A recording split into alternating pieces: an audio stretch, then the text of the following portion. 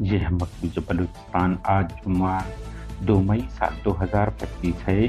Balochistan today سے آج کے علاقائی خبروں کے ساتھ میں ہوں آپ کا میزبان الیاس بلوچ۔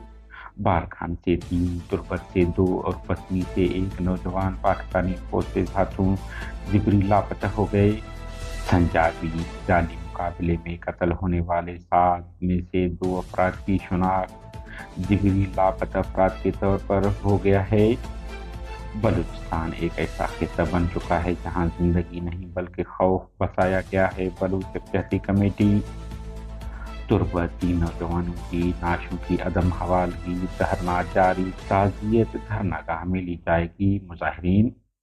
تربت سے گزشتہ ماہ 30 تاریخ کو جبری لاپتہ 2 طالب علم شہد الطاف اور آدم سلیم بازیاب ہو گئے۔